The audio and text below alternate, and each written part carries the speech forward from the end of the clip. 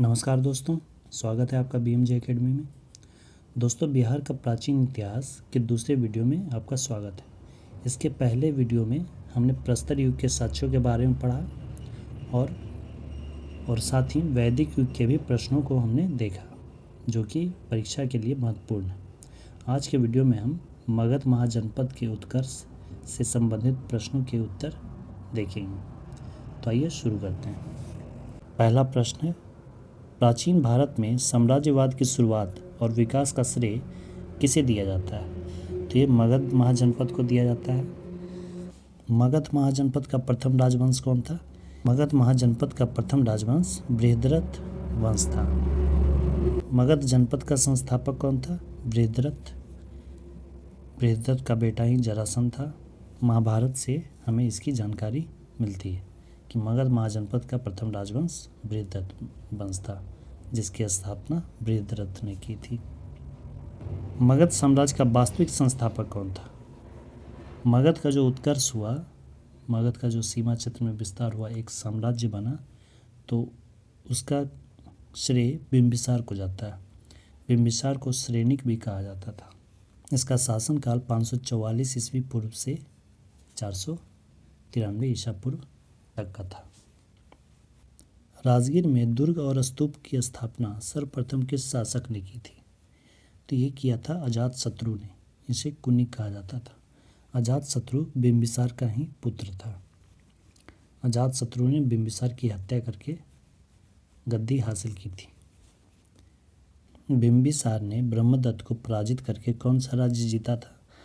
तो इसने अंग राज्य जीता था, जिसकी राजधानी चंपा थी। अजातशत्रु किस वंश का शासक था? हर्यक वंश का शासक था। अजातशत्रु का शासनकाल था 493 ईसा पूर्व से 461 ईसा पूर्व।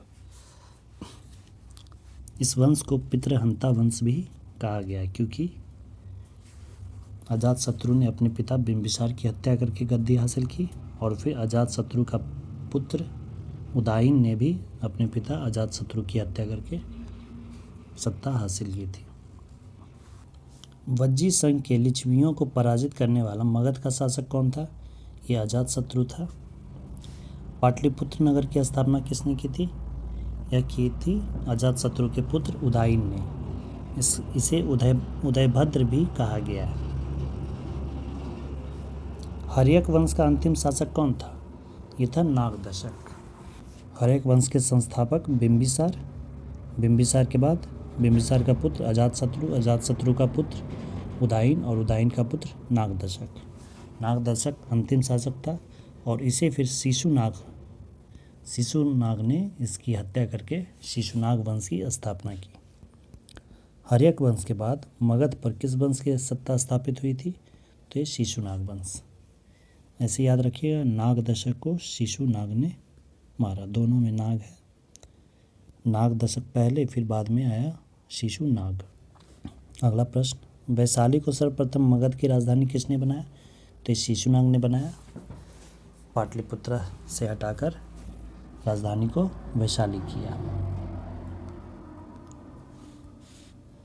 पाटलिपुत्र को मगध की राजधानी पुनः किसने बनाया? तो ये कालाशोक ने। काकवर्ण, इसे काकवर्ण भी कहा गया है। तो कालाशोक ने पाटलिपुत्र को फिर से मगध की राजधानी बनाई। शिशुनाग वंश का अंतिम शासक कौन था? ये था नंदीवर्धन। और नंदीवर्धन की हत्या किसने की? महापद्म नंद ने। फिर से उसी तरह से जैसे ऊपर था नागदशक, शिशुनाग, यहाँ पर नंदीवर्धन, महापद्म नंद।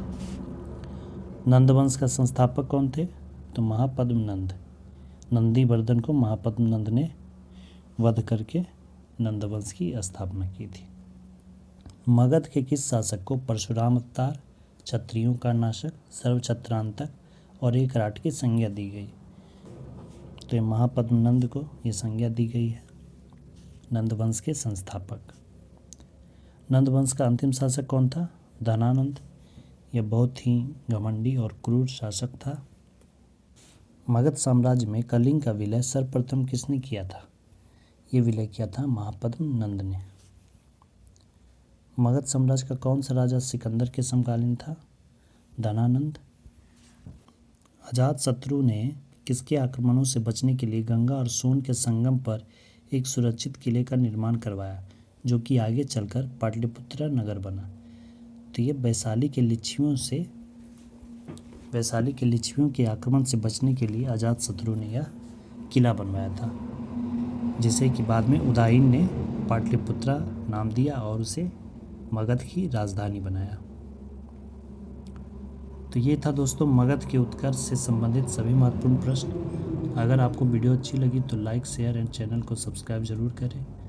ऐसे और भी महत्वपूर्ण प्रश्नों का संग्रह आपको चैप्टर वाइज मिलता रहेगा और उसकी PDF भी आप टेलीग्राम से फ्री में डाउनलोड कर सकते हैं, इसलिए उसे भी अवश्य ज्वाइन करें। धन्यवाद। जय हिंद।